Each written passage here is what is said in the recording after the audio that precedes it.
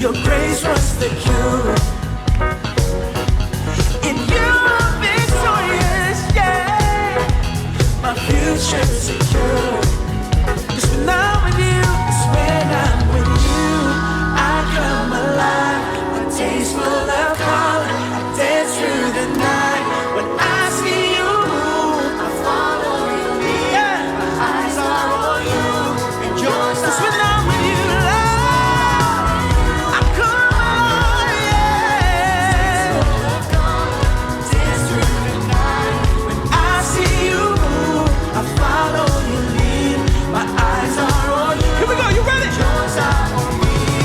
You give me joy.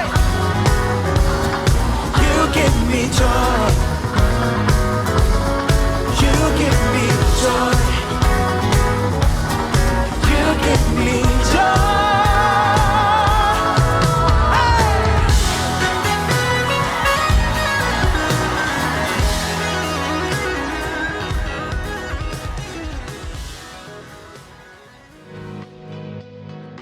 Hello everyone, my name is Pastor June Escosar.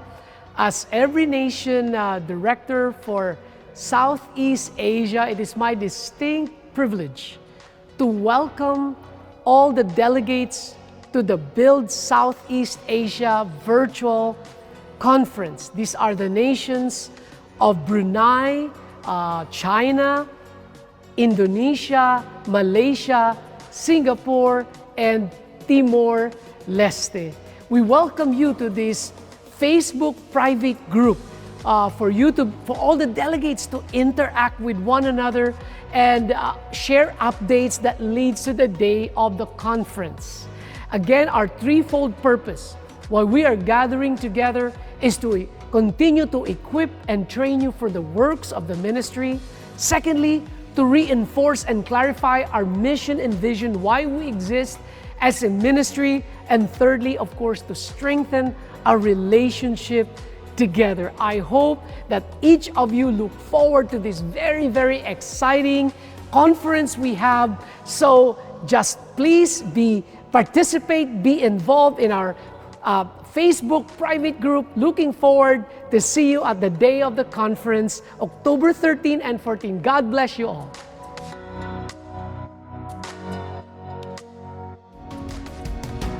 Selamat pagi, Jemaat Every Nation Makassar, dimanapun Anda berada. Selamat hari Minggu bagi kita semua. Bagi Bapak, Ibu, Saudara-saudari yang baru pertama kali bergabung dalam ibadah online kami, selamat datang. Sungguh sukacita yang besar bisa beribadah bersama Bapak, Ibu, Saudara-saudari. Gereja Every Nation ada untuk menghormati Allah dan menjadikan murid.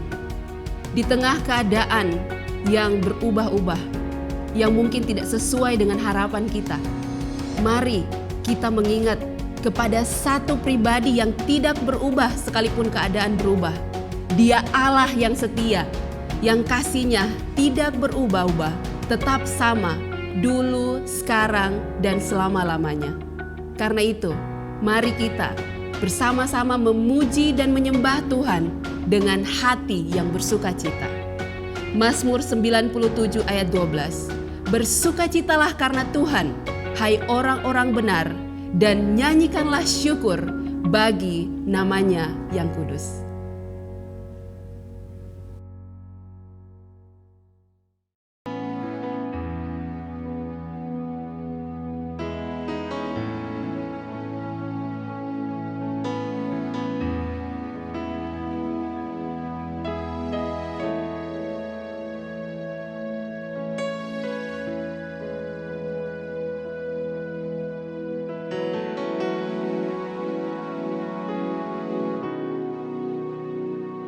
Where will I run to the thrones of mercy? Where will I live at this cross of grace? How great the love is from the hand that holds us. Beautiful,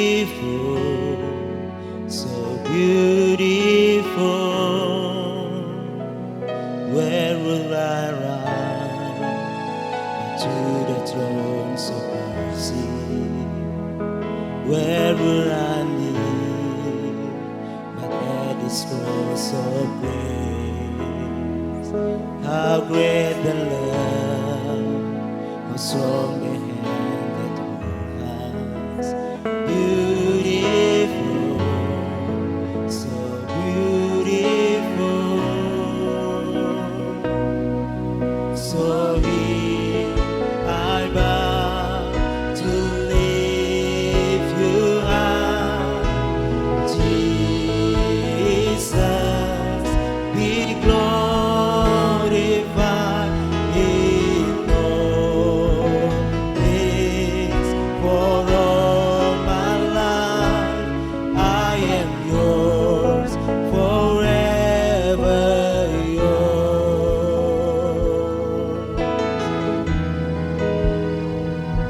forever yours.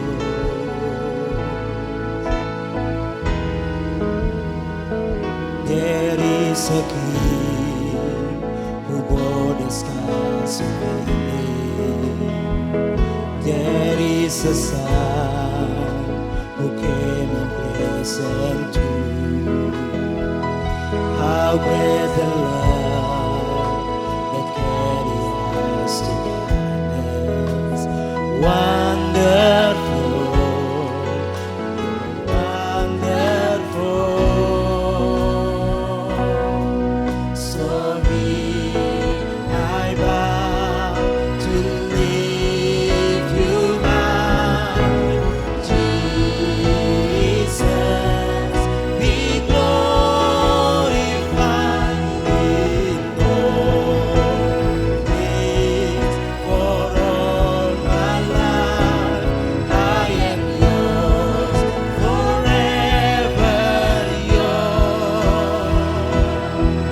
So here I bow to lift you high. Jesus, be glorified in all things.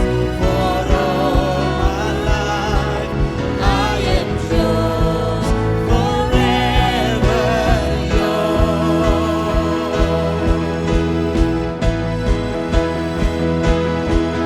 God, here and now be lifted high. God, here and now be glorified. God of heaven and earth, God who brought me back to life, I am yours, forever yours. God, here and now be lifted high. God, here and now be glorified. God of heaven and earth, God who brought me back to life, I am yours, forever yours. God, here and now be lifted high. God, here and now be glorified. God of heaven and earth, God who brought me back to life, I am yours, forever yours. So here I bow to lift you high. Jesus, be glorified in all things. For all my life I am yours, forever yours. So here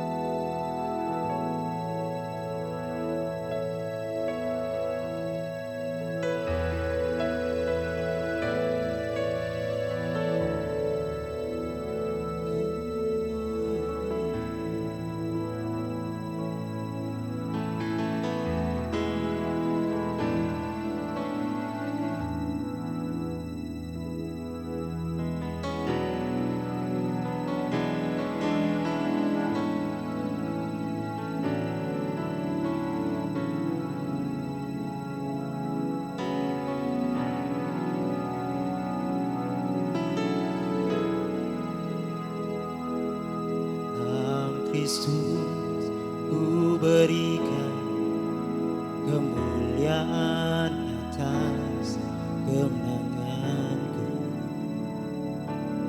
Sungguh ku terpesona akan kekuatan dan kuasa-Mu. Oh, tak dapat ku mengukurnya, namun semuanya tak dapat melampaui anugerah-Mu yang ku terima dalam Kristus. Ku percaya ada kemuliaan di balik salib-Mu, dan aku nyatakan kemenangan dari-Mu. Kekuatanku, harapanku dalam Kristus.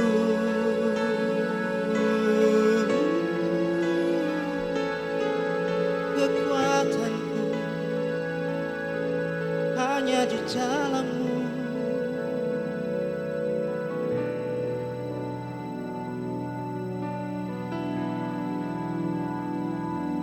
Dalam Kristus ku berikan kemuliaan atas kemenangan. Sungguh ku terpesona akan kekuatan dan kuasa-Mu. Oh, tak dapat ku mengukurnya, namun semuanya tak dapat melampaui yang ku terima dalam Kristus. Ku percaya ada kemuliaan di balik salib-Mu, dan aku nyatakan kemenangan dari-Mu. Kekuatanku, harapanku dalam Kristus. Ku percaya ada kemuliaan di balik salib-Mu,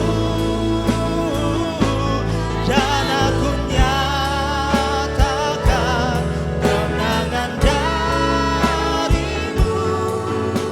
Kekuatanku,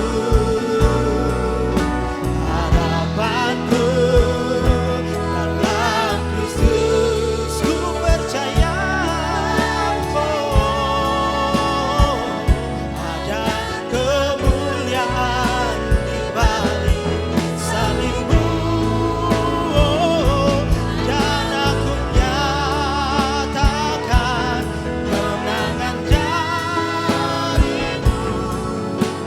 Kekuatanku, harapanku dalam Kristus.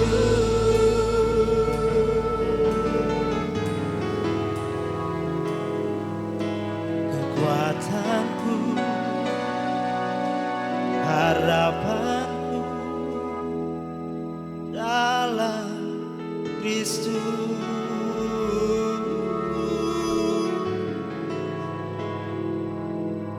Kekuatan,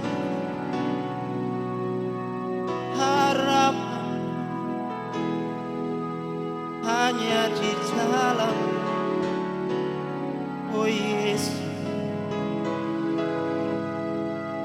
Kekuatanku, harapanku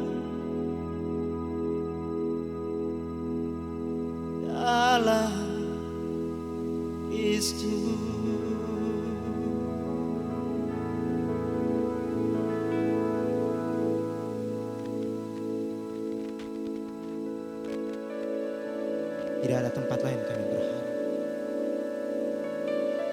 Tidak ada tempat lain kami menaruh seluruh pengharapan kami selain hanya di dalam Engkau, Yesus Kristus. Kekuatanku, harapanku hanya di dalam. Oh,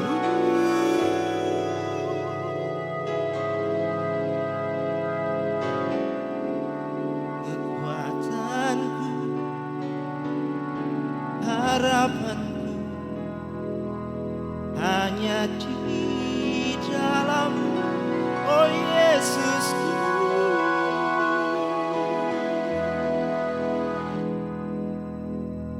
kekuatanku,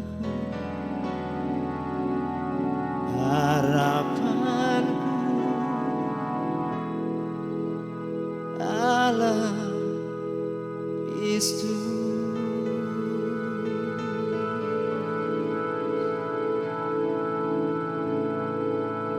Terima kasih Tuhan. Terima kasih karena Engkau telah mati bagi kami, membawa pengharapan bagi setiap orang yang percaya kepada-Mu. Terima kasih. Terpujilah nama-Mu, dulu sekarang sampai selama-lamanya. Kemuliaan, kehormatan kami berikan hanya bagi Engkau, di dalam nama Yesus Kristus. Amin.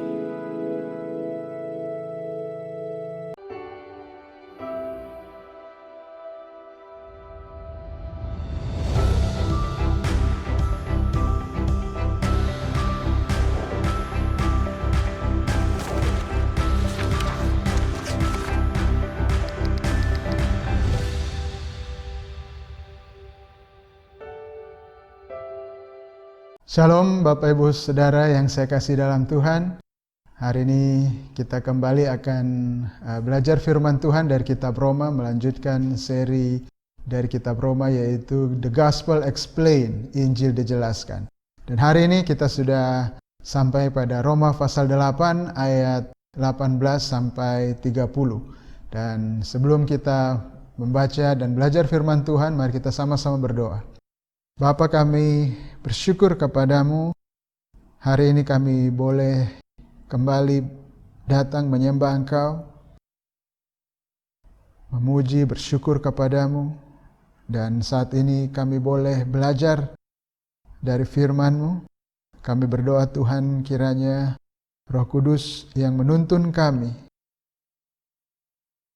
yang membuat kami mengerti, membuka hati kami, dan menuliskan firman di dalam hati kami, supaya kami hari demi hari menjadi serupa dengan Kristus. Urapi hamba-Mu yang berbicara pada saat ini, biar apa yang hamba-Mu katakan semuanya adalah sesuai dengan kehendak Engkau, sesuai dengan kebenaran Engkau saja. Di dalam nama Yesus Kristus. Amin. Baik, Bapak Ibu, kita sama-sama akan membaca Roma pasal 8 ayat 18 sampai 30. Sebab aku yakin bahwa penderitaan zaman sekarang ini tidak dapat dibandingkan dengan kemuliaan yang akan dinyatakan kepada kita. Sebab dengan sangat rindu seluruh makhluk menantikan saat anak-anak Allah dinyatakan. Karena seluruh makhluk telah ditaklukkan kepada kesia-siaan, bukan oleh kehendaknya sendiri, tetapi oleh kehendak Dia yang telah menaklukkannya. Tetapi dalam pengharapan, karena makhluk itu sendiri juga akan dimerdekakan dari perbudakan kebinasaan dan masuk ke dalam kemerdekaan kemuliaan anak-anak Allah. Sebab kita tahu bahwa sampai sekarang segala makhluk sama-sama mengeluh dan sama-sama merasa sakit bersalin. Dan bukan hanya mereka saja, tetapi kita yang telah menerima karunia sulung roh, kita juga mengeluh dalam hati kita sambil menantikan pengangkatan sebagai anak, yaitu pembebasan tubuh kita. Sebab kita diselamatkan dalam pengharapan. Tetapi pengharapan yang dilihat bukan pengharapan lagi. Sebab bagaimana orang masih mengharapkan apa yang dilihatnya? Tetapi jika kita mengharapkan apa yang tidak kita lihat, kita menantikannya dengan tekun. Demikian juga Roh membantu kita dalam kelemahan kita. Sebab kita tidak tahu bagaimana sebenarnya harus berdoa.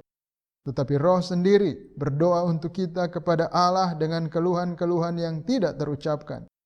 Dan Allah yang menyelidiki hati nurani mengetahui maksud Roh itu, yaitu bahwa Ia sesuai dengan kehendak Allah berdoa untuk orang-orang kudus. Kita tahu sekarang bahwa Allah turut bekerja dalam segala sesuatu untuk mendatangkan kebaikan bagi mereka yang mengasihi Dia, yaitu bagi mereka yang terpanggil sesuai dengan rencana Allah.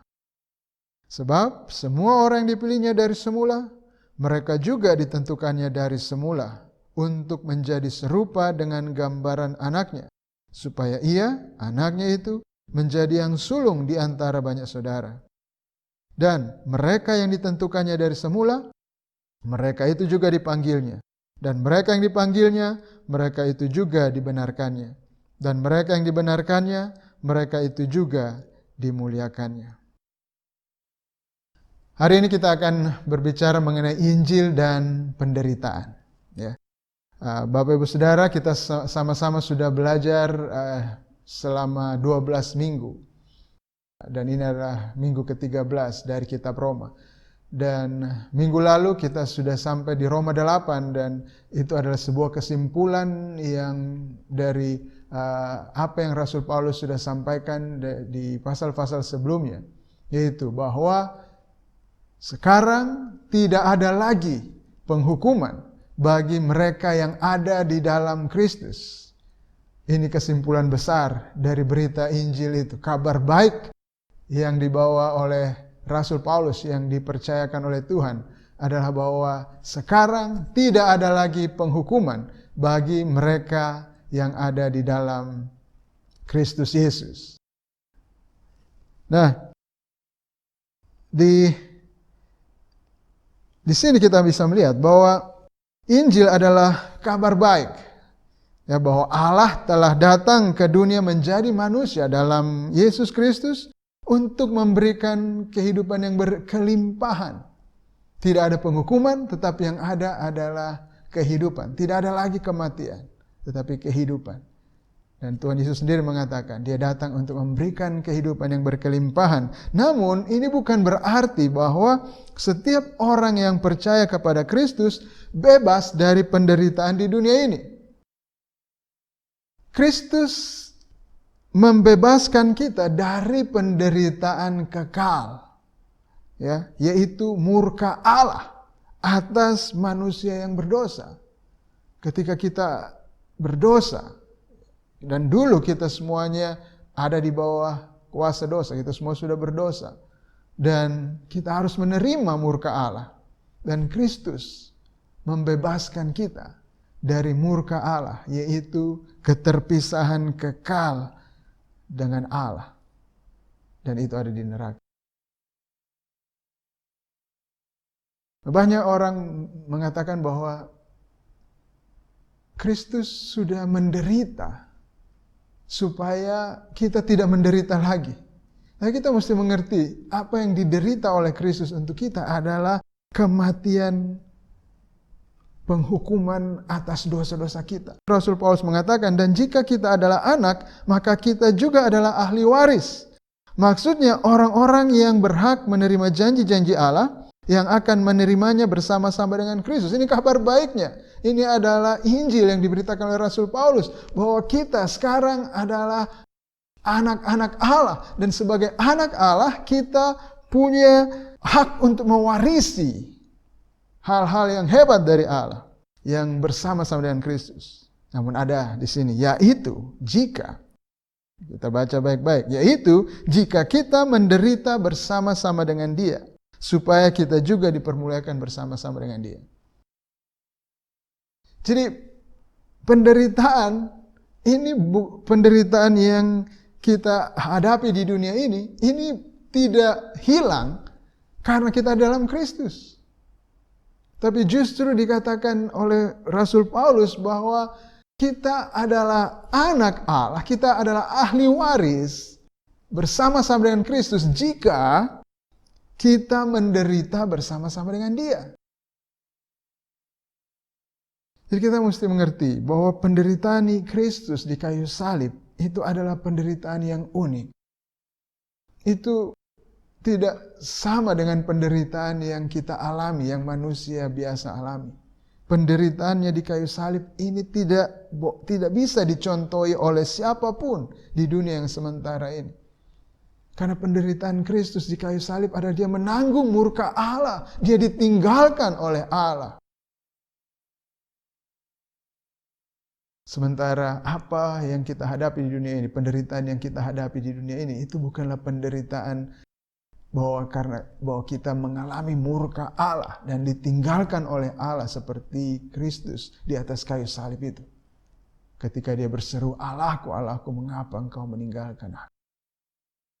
Itu benar-benar murka Allah yang tidak dibarengi dengan anugerah. Itu adalah murka Allah yang murni dijatuhkan ke atas Dia karena Dia menanggung dosa-dosa kita. Jadi apa yang tidak akan kita alami lagi karena Kristus sudah alami adalah penderitaan kekal yang dimurkai oleh Allah, di mana tidak ada anugerah sama sekali diberikan kepada kita. Itu penderitaan yang tidak akan kita alami lagi. Tetapi untuk penderitaan hari-hari dunia ini kita masih mengalaminya. Ya. Nah, mari kita lihat firman Tuhan yang kita baca. Bahwa pertama kita akan melihat Rasul Paulus memberikan kepada kita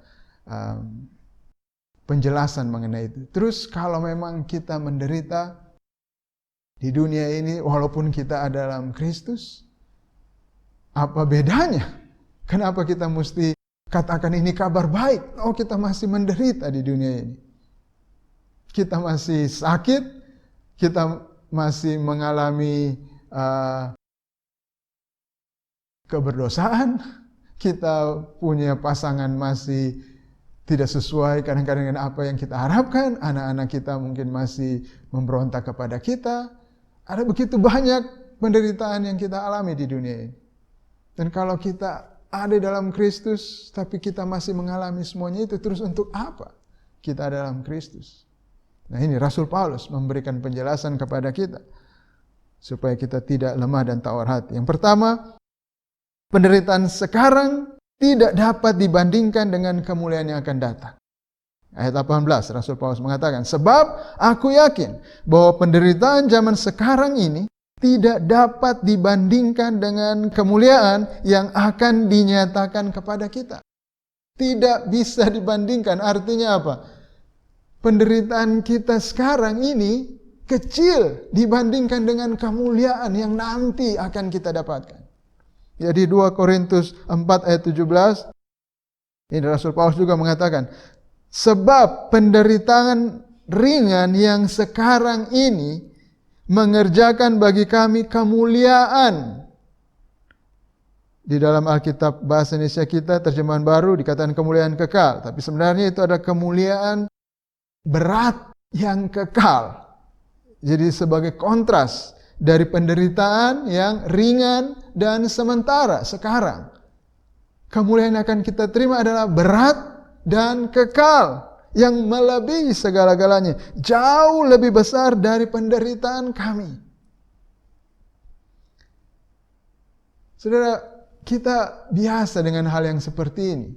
Saudara, ketika mendapatkan pekerjaan, apakah itu kabar buruk?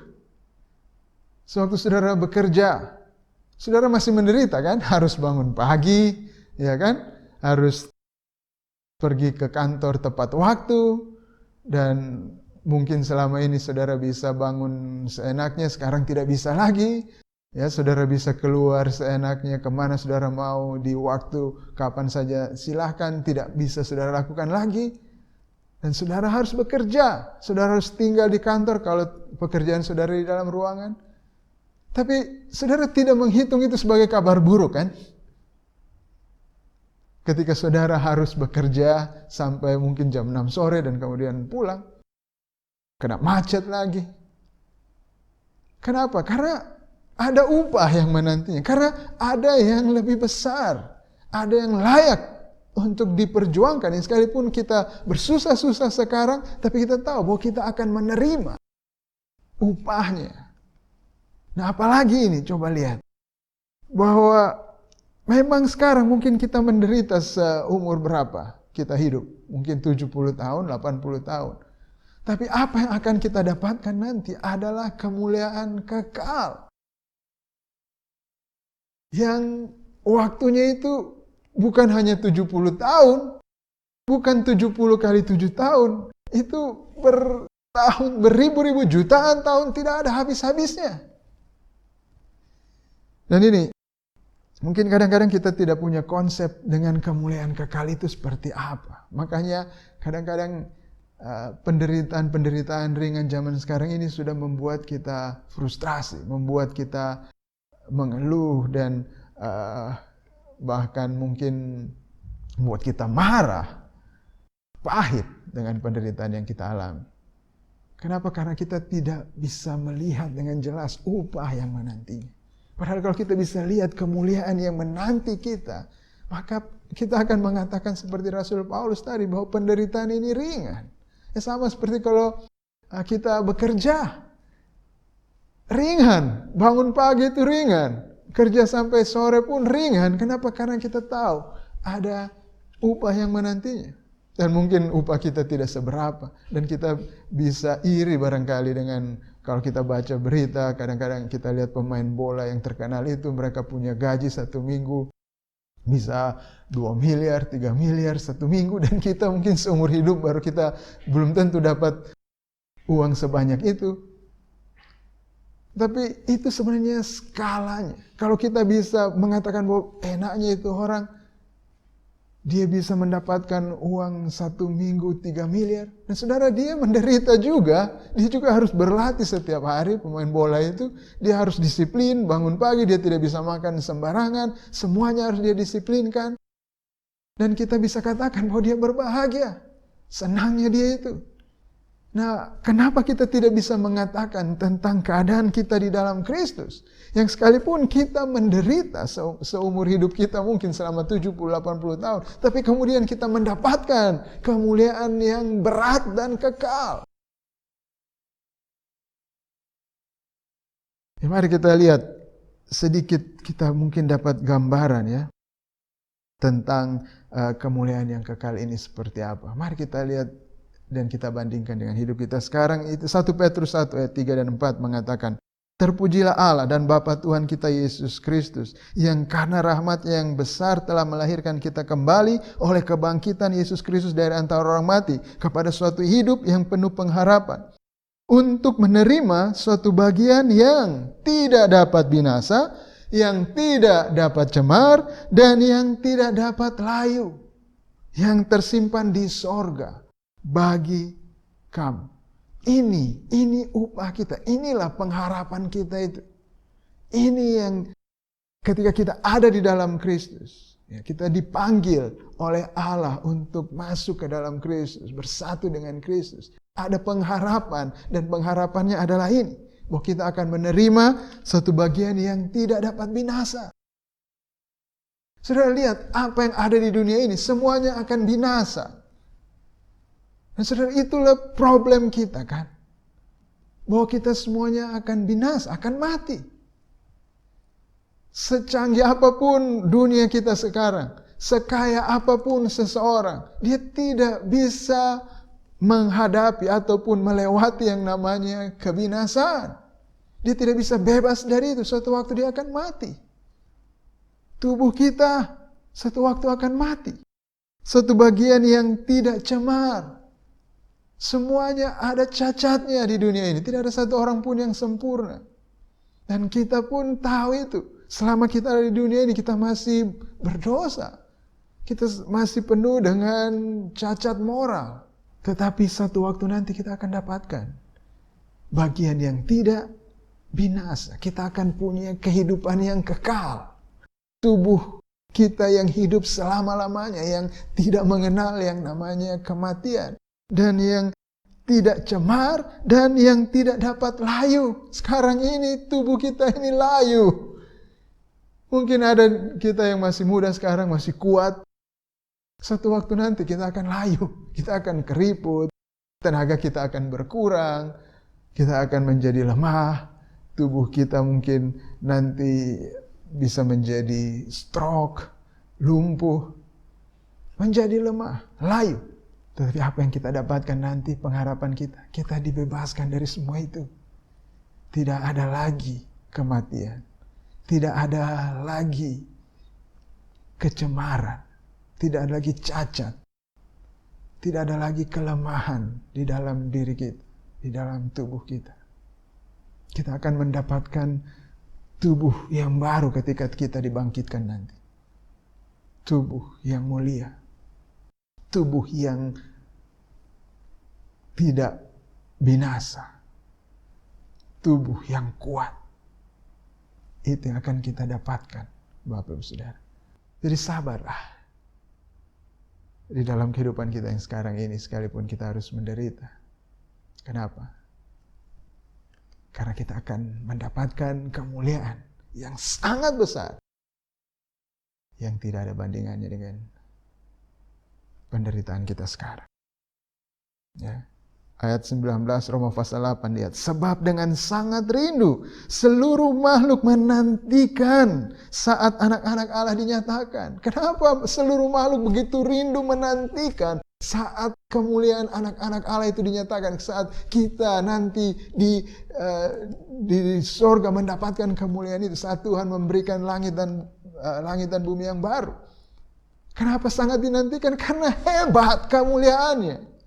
Kenapa seluruh ciptaan menantikan itu dan begitu rindu? Karena kemuliaan yang begitu dahsyat. Dan Musa adalah satu contoh yang luar biasa di sini. Musa mengerti ini.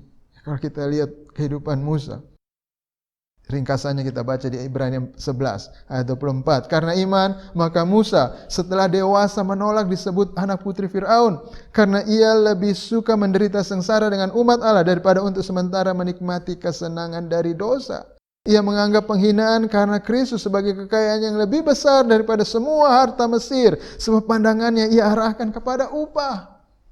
Musa, dia itu anak putri Fir'aun, calon Fir'aun. Di Mesir, di istana Fir'aun, dia bisa menikmati apapun. Dia bisa makan apa yang dia inginkan. Dan kenapa dia mau menurut pandangan dunia bodoh-bodoh? Menderita, mengidentifikasikan dirinya dengan bangsa Israel yang waktu itu dalam perbudakan. Yang tidak punya kekuatan apa-apa melawan Fir'aun, melawan Mesir yang begitu kuat. Kenapa? Karena dia tahu ada kemuliaan yang jauh lebih besar daripada apa yang dia dapatkan sekarang ini di istana Mesir.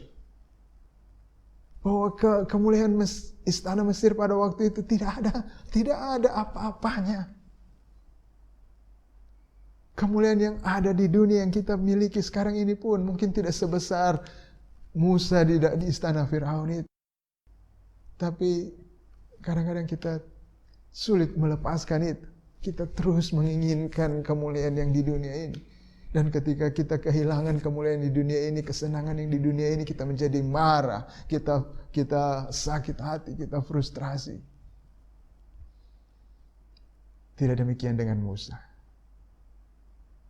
Dia dengan sengaja melepaskan semuanya itu. Dan bersedia menderita bersama dengan umat Allah.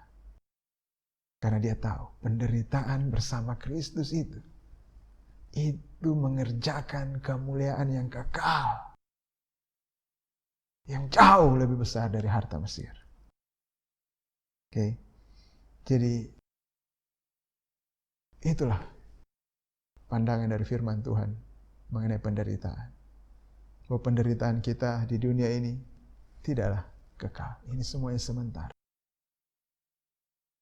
Dan mungkin kita berpikir, tapi kenapa sih Tuhan mesti memberikan kita penderitaan ini? Kenapa tidak langsung saja kita diberikan kemuliaan itu sekarang? Kenapa mesti menderita dulu? Mari kita baca selanjutnya. Yang kedua kita lihat bahwa penderitaan sekarang ini dimaksudkan untuk pengharapan. Ya. Ayat 20. Karena seluruh makhluk, ya, atau sebenarnya ini bisa diterjemahkan ciptaan, seluruh ciptaan telah ditaklukkan kepada kesia-siaan. Ya kan? Kita lihat ciptaan ini, ciptaan yang teratur, ciptaannya Tuhan, tetapi sudah rusak. Sudah sia-sia. Ada bencana, ada gempa bumi, ya, hujan yang harusnya mendatangkan kesuburan, tapi juga bisa mendatangkan banjir. Ya, matahari yang harusnya memberikan kesehatan kepada kita, tapi juga bisa menjadi radiasi yang merusak. Ya, bisa membuat tanaman hancur. Ya, semua ciptaan ini sudah menjadi rusak, ditaklukkan kepada kesia-siaan. Bukan oleh kehendaknya sendiri, bukan oleh karena kehendak dari ciptaan, bukan kita yang mau seperti ini. Tetapi oleh kehendak siapa? Dia, kehendak Tuhan yang telah menaklukkannya. Jadi penderitaan yang kita alami ini pun ada di dalam kontrol Tuhan. Ini pun adalah kedaulatan Tuhan. Tuhan yang menaklukkan kita semua ciptaan ini ke dalam penderitaan. Nah, untuk apa? Kenapa Tuhan melakukan itu? Ayat 21, tetapi dalam pengharapan. Karena makhluk atau ciptaan itu sendiri juga akan dimerdekakan dari perbudakan kebinasaan dan masuk ke dalam kemerdekaan kemuliaan anak-anak Allah.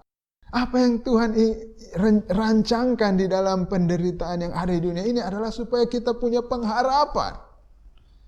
Pengharapan kepada Tuhan. Bagi Tuhan, ada 3 hal yang sangat esensial yang Dia ingin kita miliki. Iman, pengharapan, dan kasih. Itu pengharapan kepada Dia.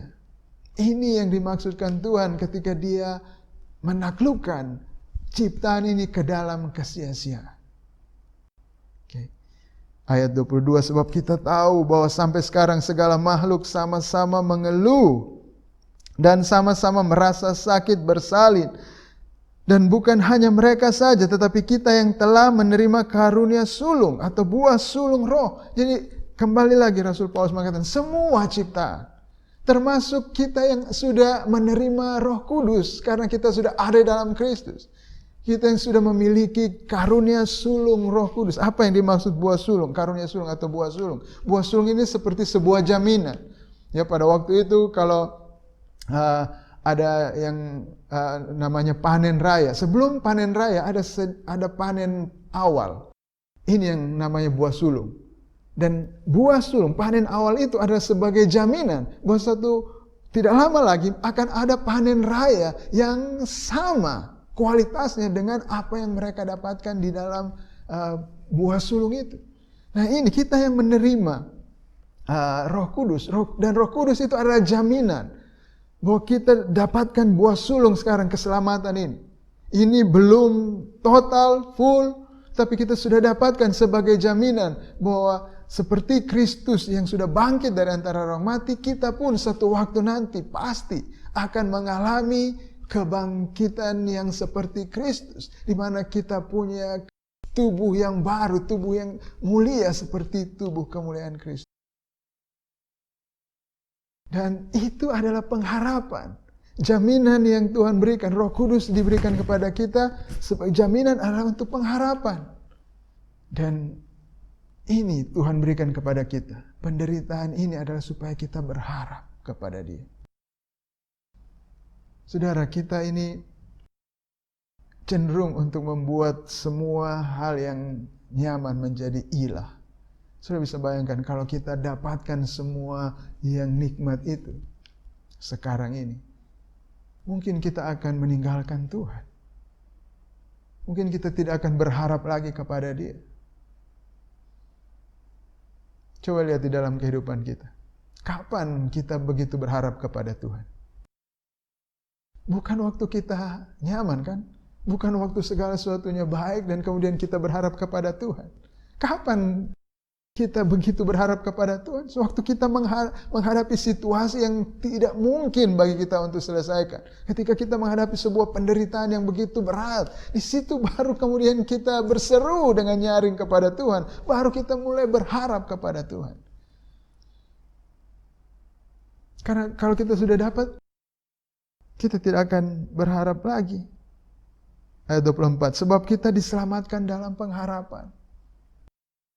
Keselamatan kita di dalam Kristus, kita bisa katakan kita sudah diselamatkan, sudah selesai, dosa kita sudah diampuni.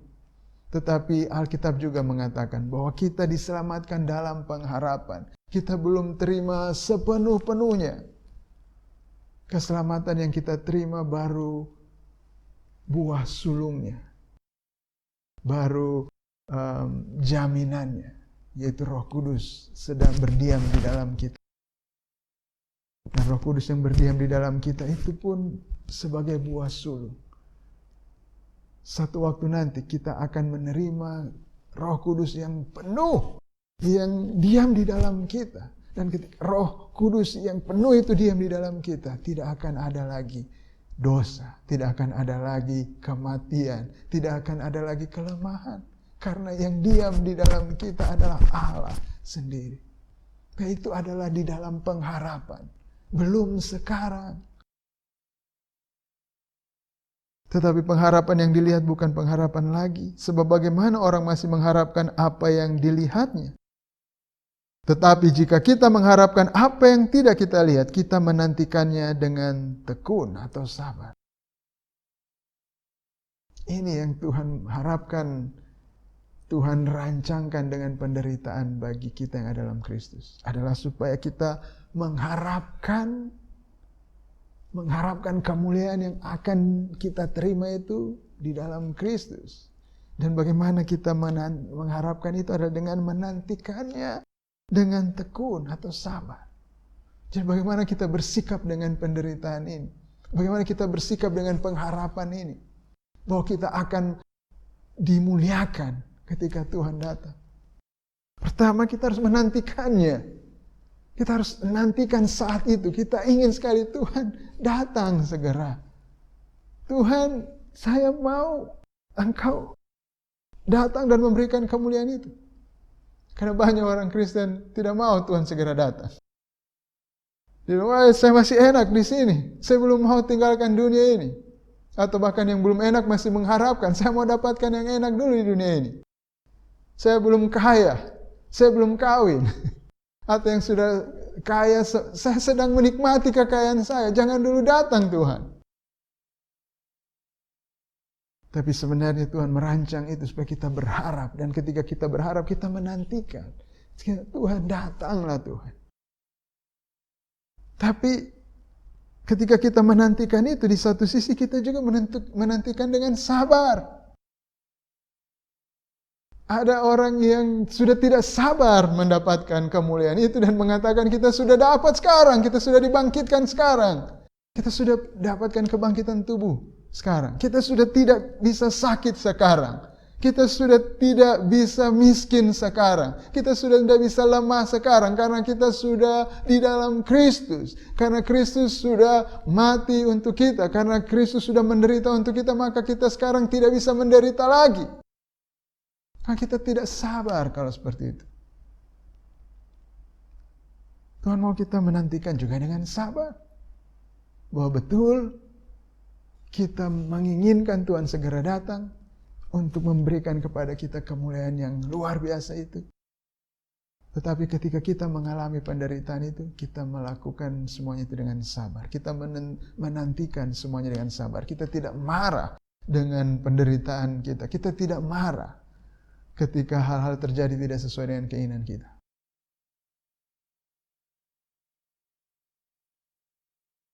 Contoh yang luar biasa untuk hal ini adalah leluhur iman kita, Abraham, Ishak dan Yakub.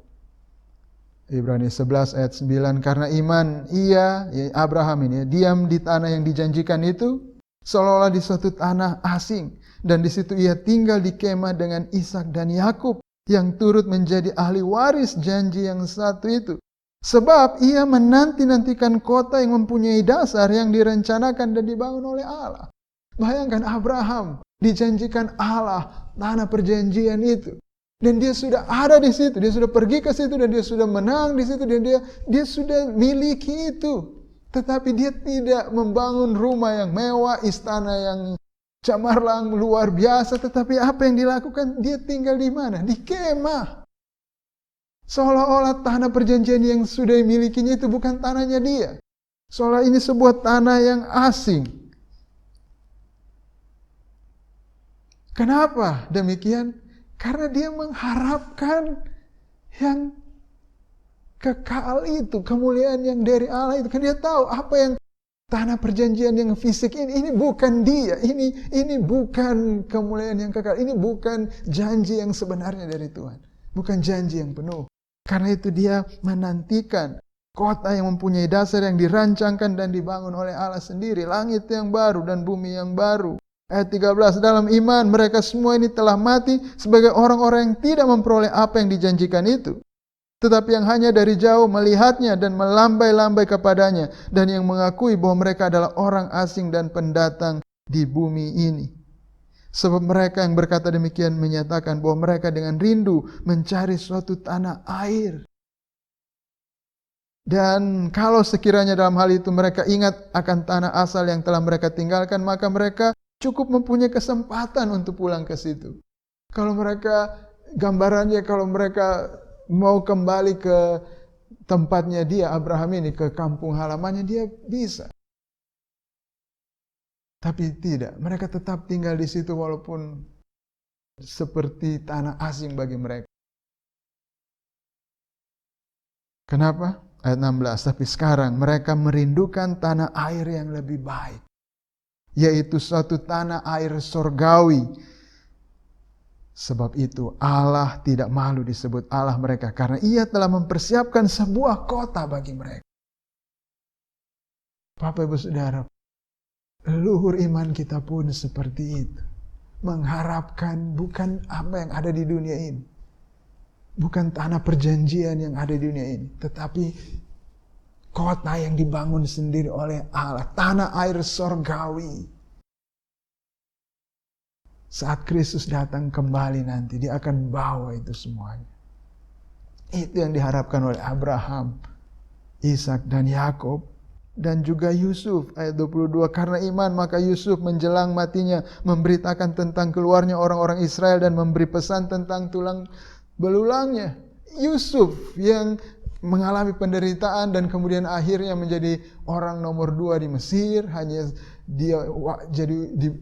Fir'aun yang ada di atasnya dan tidak ada satupun yang bergerak di Mesir tanpa pengetahuan Yusuf. Bayangkan itu otoritas yang besar, kesenangan yang begitu besar yang Yusuf dapatkan di Mesir. Tetapi apa yang dia pesankan kepada orang-orang Israel adalah supaya tulang belulangnya dibawa ke tanah perjanjian. Bukan karena dia mau dikubur di kampungnya. Ya, bukan berarti kita sekarang kalau ini juga memberikan wasiat kepada anak-anak cucu kita bahwa cucu kalau nanti kakek atau bapak mati tolong kuburkan di kampung sana ya. Bukan itu maksudnya, tetapi lihat Yusuf karena dia tahu Mesir itu sekalipun begitu mulia itu tidak ada apa-apanya, bukan itu yang diharapkannya. Yang diharapkan adalah janji Allah.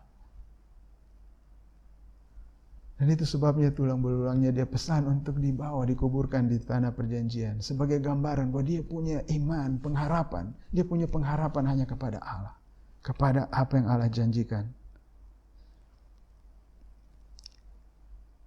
Dan yang ketiga, bahwa Allah bekerja dalam segala sesuatu, termasuk penderitaan kita tadi.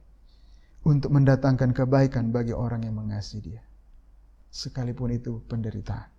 Roma 8 ayat 26 mengatakan, demikian juga Roh membantu kita dalam kelemahan kita. Sebab kita tidak tahu bagaimana sebenarnya harus berdoa. Tapi Roh sendiri berdoa untuk kita kepada Allah dengan keluhan-keluhan yang tidak terucapkan. Dan Allah yang menyelidiki hati nurani mengetahui maksud Roh itu. Yaitu bahwa ia sesuai dengan kehendak Allah berdoa untuk orang-orang kudus. Kita mungkin ketika mengalami penderitaan ini, kita bingung, kita tidak tahu kita mau bikin apa. Kita tidak bisa memahami kenapa saya yang sudah percaya kepada Kristus, kenapa justru seperti ini. Nah, kalau kita baca di Alkitab orang-orang yang percaya kepada Kristus, Paulus mengalami begitu banyak penderitaan. Dan mungkin ketika kita baca kadang-kadang kita tidak ngerti, kenapa sih Paulus yang adalah orang pilihannya Tuhan, orang yang dipakai oleh Tuhan dengan luar biasa, yang membawa berita Injil sampai kepada bangsa-bangsa. Kenapa Tuhan tidak menjaga dia? Kenapa Tuhan tidak memberikan berkat-berkatnya kepada dia supaya dia tidak mengalami kesusahan? Kenapa untuk pergi memberitakan Injil naik kapal, kapalnya pun harus karam, harus dihantam ombak? Kenapa Tuhan tidak buat semuanya teduh dan kapalnya itu jalan dengan baik, tiba di tujuan dengan selamat dan semuanya selesai? Kenapa dia mengalami yang seperti itu? Mungkin kita tidak punya bayangan, kita bingung, kita tidak tahu. Dan ketika khususnya penderitaan terjadi kepada kita, lebih-lebih lagi kadang-kadang kita bingung dengan semuanya ini.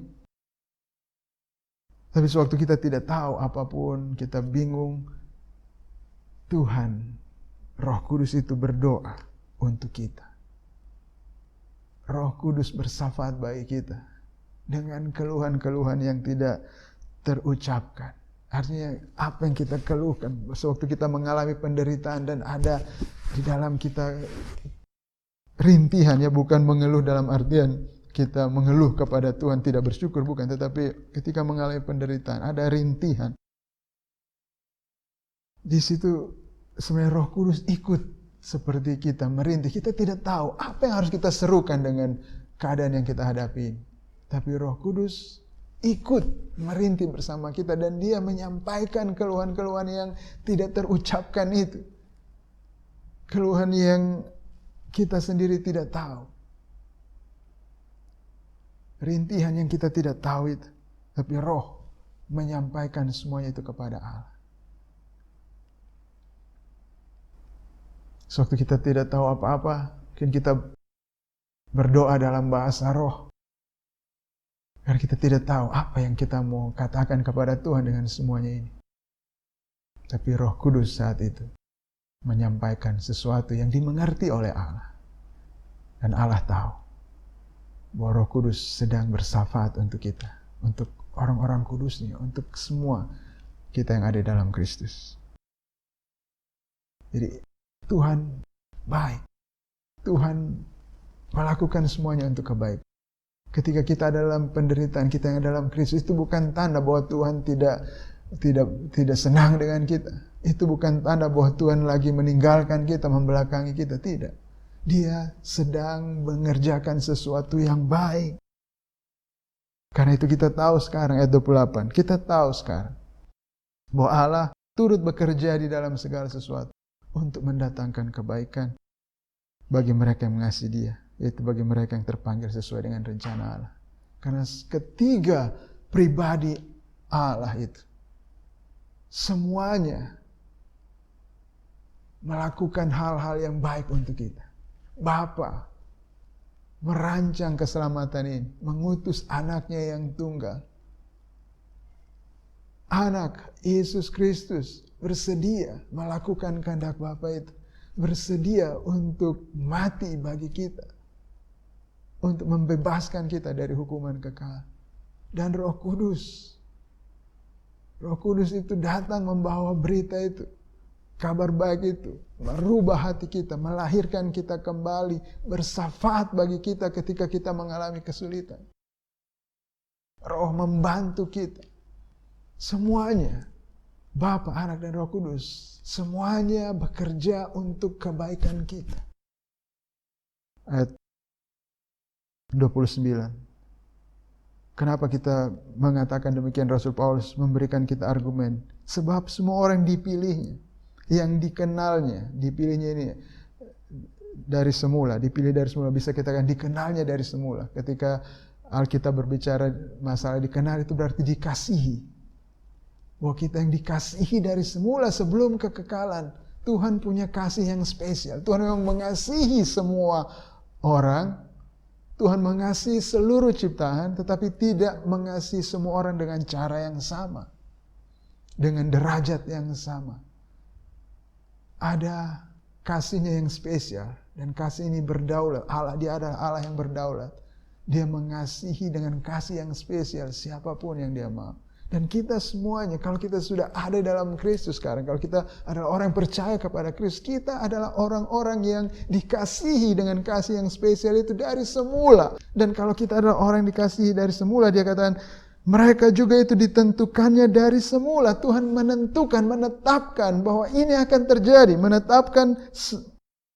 Ditentukan dari semula untuk menjadi serupa dengan gambaran anaknya, supaya anaknya itu menjadi yang sulung di antara banyak saudara. Ini kita yang Tuhan kasih, dia tetapkan rancangannya yang terbaik untuk kita adalah supaya kita menjadi serupa dengan gambaran anaknya. Itulah terbaik, itulah yang namanya kebaikan. Jadi kebaikan bukan berarti kalau hidup kita semuanya mulus. Kalau istri kita dengar sama kita, kalau suami kita dengar sama kita, apa yang kita mau pasangan kita berikan, mereka bertindak, bersikap seperti yang kita mau, anak-anak kita bersikap sopan dengan kita, kalau mereka disuruh belajar, mereka belajar, teman-teman kita semuanya bersikap baik kepada kita, bos kita di kantor kasih kita upah yang besar, usaha kita berhasil, banyak omsetnya, banyak untungnya. Bukan itu yang terbaik. Yang terbaik adalah yang Tuhan mau berikan kepada kita adalah dia mau bentuk kita menjadi serupa dengan gambaran anaknya. Itu yang terbaik. Jadi sewaktu pasangan kita tidak sesuai dengan apa yang kita inginkan, itu adalah yang terbaik bagi kita. Kenapa? Karena kita akan dibentuk menjadi serupa dengan Kristus. Kristus yang mengasihi jemaatnya, sekalipun jemaat begitu banyak cacat celahnya, begitu banyak pemberontakannya, ketidaktaatannya, tapi dia tetap mengasihi mereka, dia tetap mati untuk mereka. Itu yang mau Tuhan bentuk di dalam kita, karena itu yang baik untuk kita. Sewaktu anak-anak kita kepala batu, ya, sewaktu usaha kita mungkin mandek, ya, waktu gaji kita tidak datang tepat waktu karena potongan dan seterusnya, semua itu Tuhan kerjakan untuk mendatangkan kebaikan bagi kita, yaitu apa? Supaya kita jadi seperti Kristus. Dan tidak ada yang lebih hebat daripada jadi seperti Kristus, punya karakter seperti Kristus. Dialah yang dimuliakan di sorga sana. Dia itulah yang menjadi kekasih sorga, dan nanti kita suatu waktu akan ke sana. Dan tujuan Allah adalah supaya kita jadi seperti dia. Dan mereka yang ditentukannya dari semula, mereka itu dipanggilnya. Tuhan sudah memanggil kita dengan panggilan yang kuat, efektif, yang membuat kita percaya kepada Yesus Kristus. Sekalipun kita adalah orang-orang yang memberontak, hati kita adalah hati yang keras, hati yang tidak menyukai Tuhan. Tetapi Tuhan memanggil kita, karena dia mengasihi kita. Dan dia memanggil dengan panggilan yang kuat, panggilan yang efektif. Roh Kudus bekerja dalam hati kita, menarik kita datang kepada Kristus, memanggil kita. Dan akhirnya kita tidak bisa tidak. Kita terbuka mata kita, hati kita terbuka. Dan melihat betapa indahnya Injil ini. Betapa indahnya Kristus yang telah mati di atas kayu salib dan bangkit kembali untuk kita. Oh, kita tidak bisa tidak untuk datang kepada Kristus. Percaya kepada dia, memeluk dia erat. Itu adalah karena Tuhan memanggil kita dengan panggilan kudusnya. Dan ketika kita sudah dipanggil seperti itu, Tuhan bilang mereka yang dipanggilnya, semua yang mereka yang dipanggilnya, mereka itu juga dibenarkannya. Kita yang datang kepada Kristus, kita dibenarkan. Dan mereka yang dibenarkan, mereka itu juga dimuliakannya. Ini adalah satu rantai emas yang kuat, tidak bisa putus. Ini yang menjadi jaminan. Rasul Paulus mengatakan jaminannya bahwa kita akan nanti mendapatkan kemuliaan yang dijanjikan itu adalah karena Allah sendiri.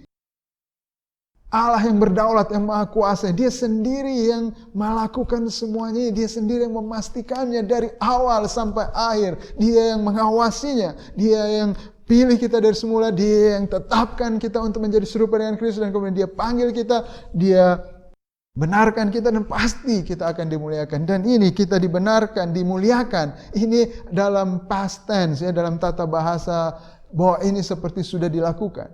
Dan bahasa itu di dalam Alkitab, walaupun itu sebenarnya masih di depan, tetapi dipakai bahasa di belakang, itu artinya memberikan satu jaminan, kepastian bahwa ini, anggap saja ini sudah terjadi.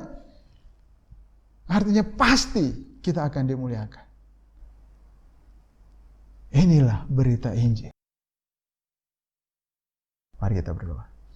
Bapa, terima kasih untuk pekerjaan-Mu yang luar biasa bagi kami. Bahwa dari semula Engkau punya rancangan yang hebat atas kami. Dari semula, sebelum kami ada, sebelum dunia ini ada, Engkau telah mengasihi kami. Dan Engkau telah merancang, menetapkan satu yang baik bagi kami, yaitu kami akan menjadi serupa dengan Kristus. Yang mulia itu, kami mendapat bagian di dalam kodrat ilahi itu.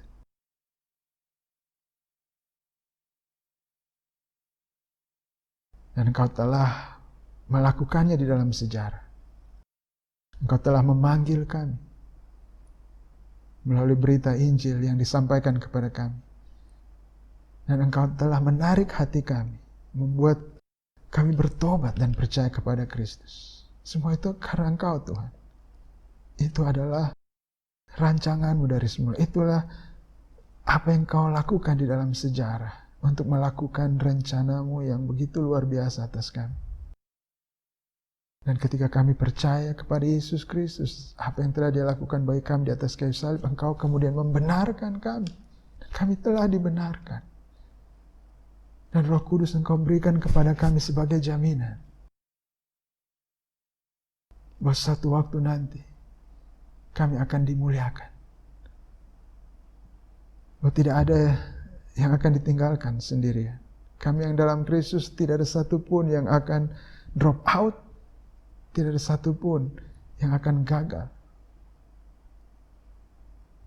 Tapi karena Engkau Allah yang Maha Kuasa, dan Engkau telah menetapkan kasih-Mu atas kami, Engkau akan memastikan bahwa kami akan mendapat bagian di dalam kemuliaan kekal itu, di dalam kodrat ilahi itu. Kami akan punya tubuh seperti Kristus. Kami akan hidup selama-lamanya. Tidak akan ada lagi penderitaan, tidak kesakitan, sakit penyakit, kelemahan, tidak ada lagi dosa. Kami boleh hidup berbahagia selama-lamanya di sorga. Dan tidak ada satupun yang membatasi kami lagi. Karena semua yang kami inginkan, semua sukacita itu akan kami dapatkan di sorga nanti. Oh Tuhan, biar Roh Kudus kiranya menguatkan setiap kami pada saat ini. Mungkin ada di antara kami yang sedang mengalami kesulitan di dalam kehidupannya. Mungkin dalam pekerjaannya, secara ekonomi mungkin ada yang sedang sulit saat ini. Mungkin secara kesehatan ada yang berjuang, sedang dalam pengobatan. Mungkin dari hubungan kami, hubungan dengan pasangan kami, hubungan dengan anak-anak kami, hubungan dengan rekan kerja kami, saudara-saudara jemaat, dan dengan orang-orang lain. Mungkin ada kami yang sedang berjuang di situ, yang sedang dalam masa sulit di dalam hubungan kami, dan kelihatan mungkin kami sudah tidak tahu mau buat apa. Tapi biarlah Roh Kudus hari ini menguatkan hati kami bahwa penderitaan ringan ini mengerjakan kemuliaan kekal bagi kami. Bahwa kami tetap sabar, harus sabar menantikan. Ada waktunya nanti semua ini akan lenyap. Semua kekurangan ini, semua kelemahan, semua kebinasaan ini akan hilang. Dan biar kami tetap bisa sabar, kuatkan kami Tuhan.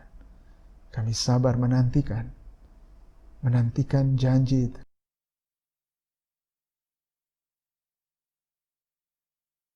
Dan kalau ada yang tidak mengenal Engkau saat ini dan mendengarkan berita Injil ini, Roh Kudus kiranya membuat Injil ini bercahaya di dalam hati mereka, supaya mereka bisa melihat betapa hebatnya kemuliaan yang ada dalam Allah itu, di dalam Kristus itu, dan mereka meninggalkan semuanya yang lain yang ada di dunia ini dan hanya memeluk, mengharapkan kemuliaan di dalam Kristus itu saja. Terima kasih Tuhan, di dalam nama Yesus Kristus. Amin.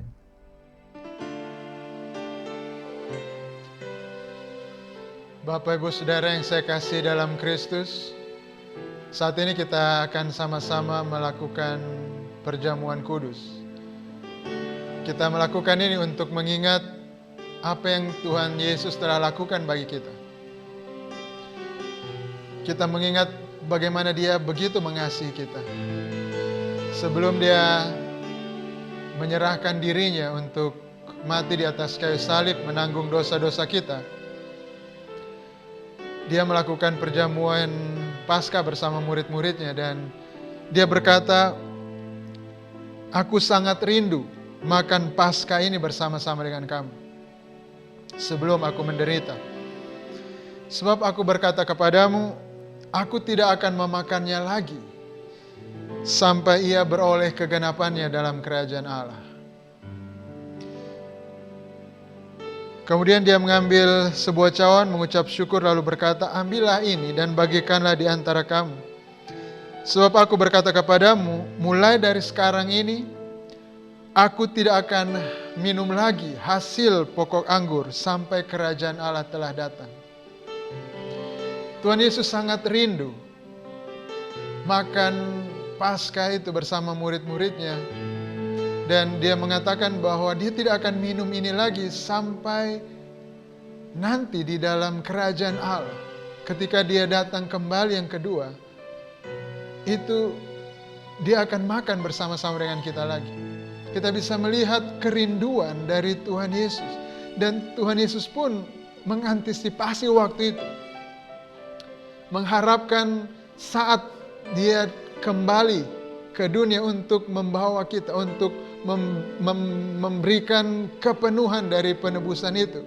Dan di situ Dia bisa kembali bersama-sama dengan kita, makan bersama Dia.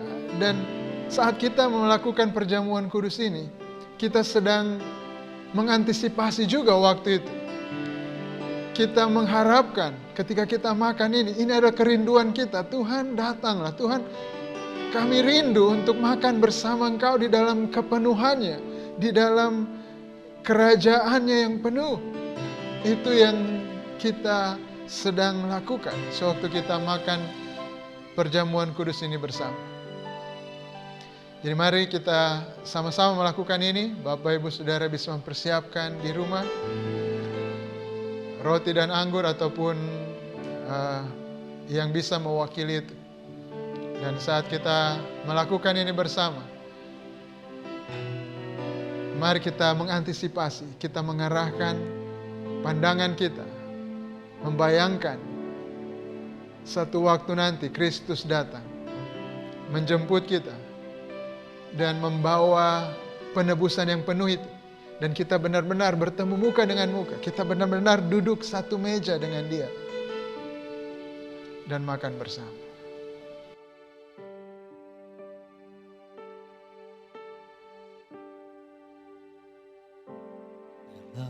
Kristus ku berikan kemuliaan atas kemenanganku. Sungguh ku terpesona akan kekuatan dan kuasa-Mu. Oh, tak dapat ku mengukurnya, namun semuanya tak dapat melampaui anugerah-Mu yang ku terima dalam Kristus. Ku percaya ada kemuliaan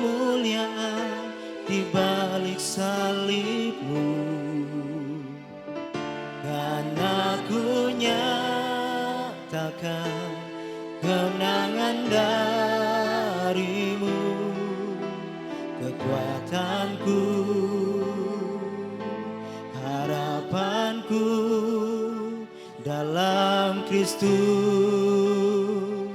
Ku percaya ada kemuliaan di balik salibmu, dan aku nyatakan kemenangan darimu, kekuatanku, harapanku dalam Kristus.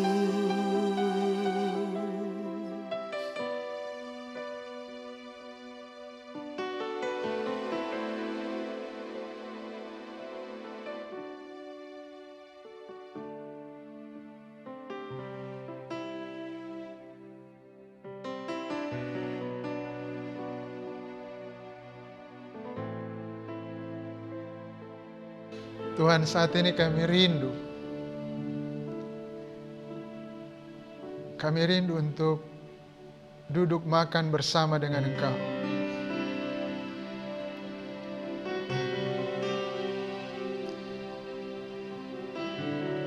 Kami menantikan Tuhan saat Engkau datang kembali.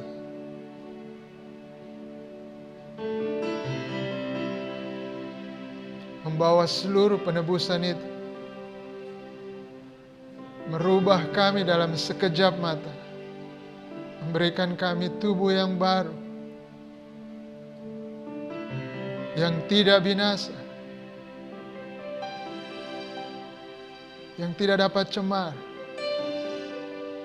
yang tidak dapat layu. Dan saat itu kami benar-benar berhadapan muka dengan Engkau. Duduk semeja dengan Engkau, makan bersamamu. Tuhan, betapa kami merindukan saat itu. Seperti Engkau pun merindukan hal itu, Tuhan.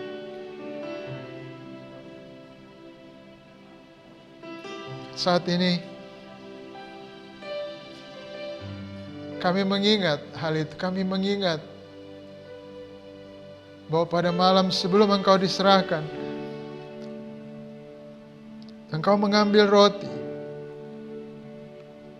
Engkau mengucap syukur, memecah-mecahkannya dan memberikannya kepada murid-murid-Mu. Engkau berkata, inilah tubuhku yang diserahkan bagi kamu. Perbuatlah ini menjadi peringatan akan aku. Tuhan, terima kasih untuk kasih-Mu yang begitu besar bagi kami. Engkau menyerahkan diri-Mu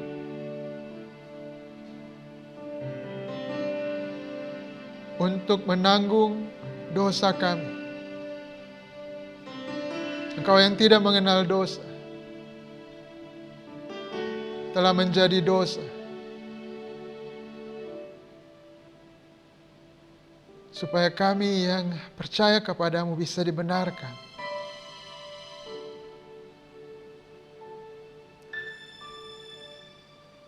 Kau rela terpisah dari Allah Bapa, ditinggalkan, menanggung kutuk yang harusnya turun atas kami yang berdosa ini. Dan tubuh-Mu hancur menanggung murka Allah itu. Semua Engkau lakukan untuk kami, Tuhan. Karena Engkau begitu mengasihi kami. Tuhan, kami rindu ketemu dengan Engkau yang sangat mengasihi kami, yang tidak ada duanya, tidak ada yang mengasihi kami seperti Engkau, Tuhan. Kami akui, Tuhan, hanya apa yang Kau lakukan itu di atas kayu salib itu, hanya itulah yang memberikan kehidupan yang kekal pada kami, memberikan keselamatan bagi kami, memberikan kemuliaan bagi kami Tuhan. Terima kasih untuk tubuh-Mu yang Kau serahkan bagi kami. Mari kita makan bersama.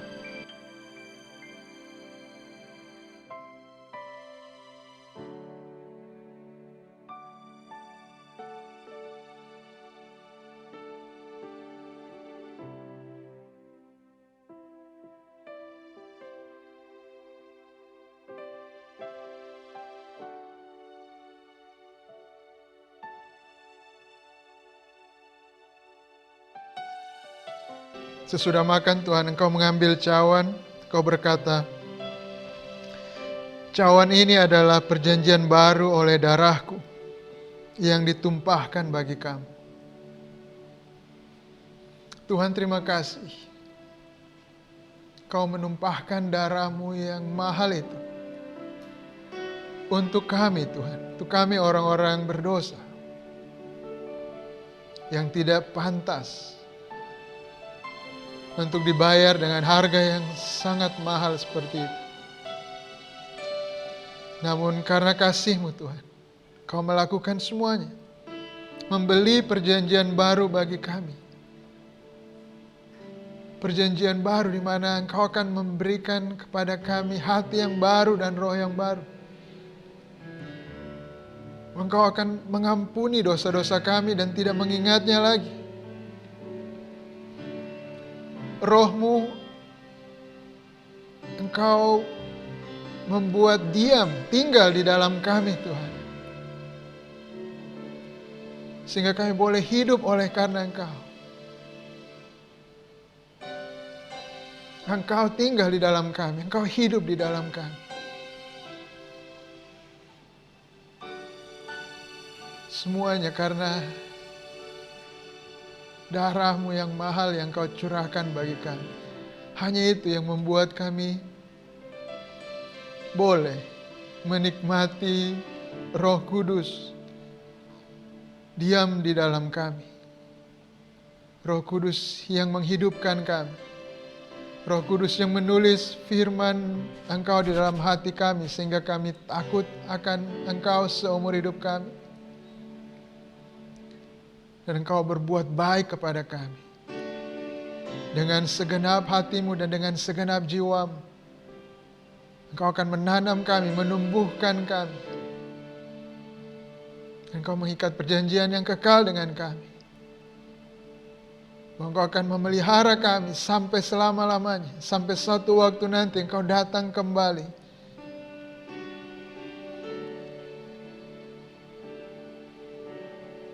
Dan tinggal bersama-sama dengan kami. Engkau menjadi Allah kami, kami menjadi umat-Mu.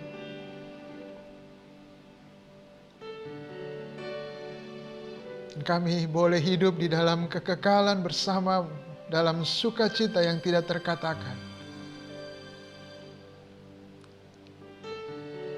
Dalam satu kehidupan yang berkelimpahan. Di mana tidak ada lagi kematian, tidak ada lagi penderitaan, tidak ada lagi sakit, kelemahan, tidak ada lagi dosa. Hanya ada kemuliaan Tuhan. Tuhan, terima kasih.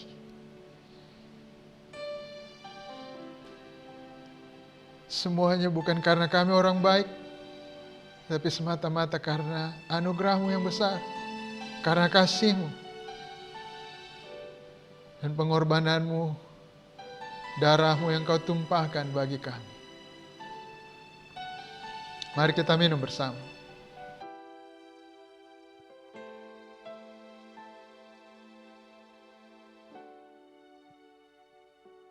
Dalam Kristus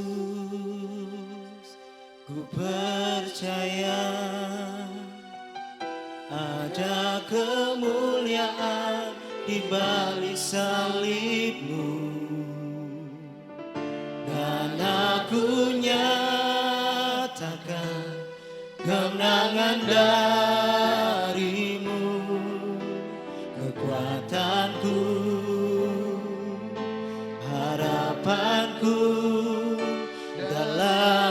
Kristus, ku percaya ada kemuliaan di balik salibmu, dan aku nyatakan kemenangan darimu. Kekuatanku, harapanku dalam Kristus, ku percaya ada kemuliaan di balik salibmu, dan aku nyatakan kemenangan darimu. Kekuatanku, harapanku dalam Kristus.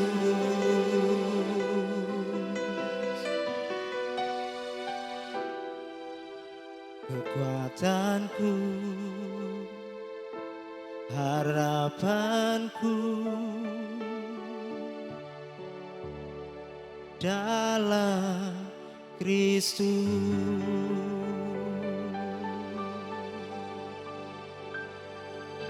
Amin, amin, amin.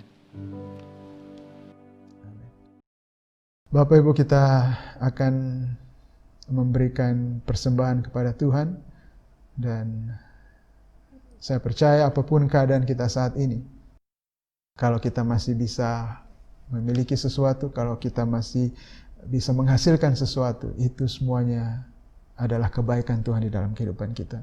Dan kita tahu rancangan Tuhan bagi kita.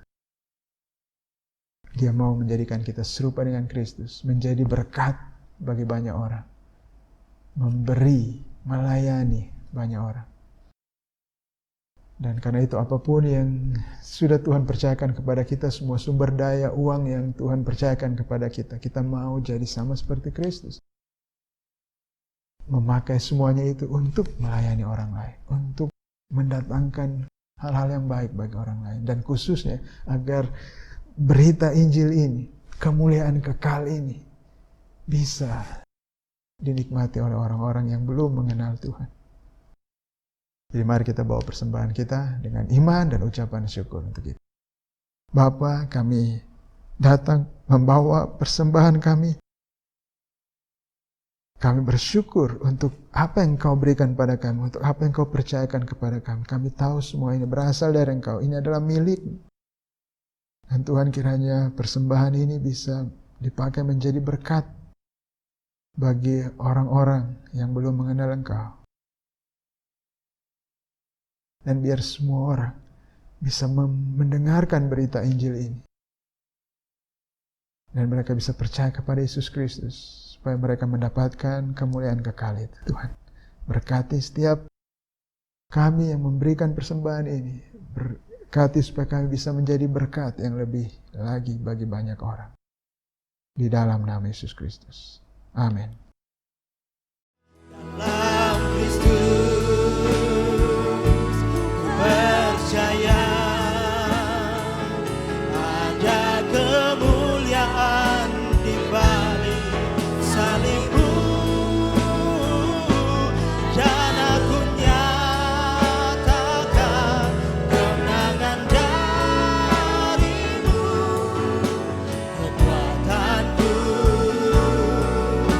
harapanku dalam Kristus, ku percaya ada kemuliaan di balik salibmu, dan aku nyatakan kemenangan darimu. Kekuatanku, harapanku dalam Kristus.